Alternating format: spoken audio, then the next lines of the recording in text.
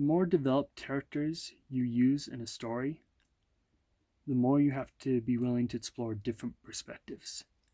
And the reason I say developed characters is that you tend to have characters who are basically just names and speaking lines and roles in a story. They don't really have any measurable backstory in a sense. They're just there to basically do a bit part. Now you can explore their backstory, and some people may want to, even in expanded material, but again, the key is that they're there to fulfill a role, basically. They're not there to just have that great change, that character arc. They are basically static characters to flesh out a story. Now you have the dynamic characters, or the characters who will grow or who do drive the action of a story, the main characters, if you will. And again, as you expand that task, you need to be willing to explore their different plot points or their different perspectives. Because not everyone comes to the same conclusion that others do, and not everyone has the same reasons for coming to that conclusion. For example, you can have someone who's signed up for TAWS for money. Basically, they're getting paid.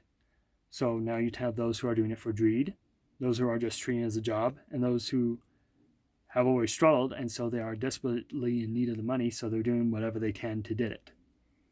Then you can have the people who have kind of grown up thinking a certain way, or seeing things from only one perspective, and so everything they do is basically based on that perspective. They haven't really thought for themselves in a while, so they may be sold out for a cause, but they don't know what they may be missing in a sense.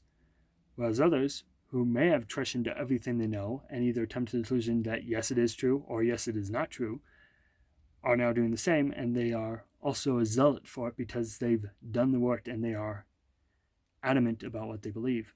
And then you have people who are doing it for someone else for various reasons.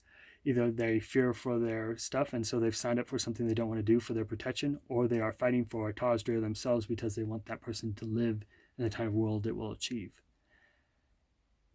And so the reason I bring that up is that we can kind of get taught into that us versus them mentality. We forget that people have reasons for what they do, that they have different perspectives from us when we think we have the most objective view. So it's interesting how training stories can help us dive into those different perspectives and maybe, just maybe, give us the chance to let other people explain their perspectives to us as well. But hey, that's my opinion on it. But what do you think about this?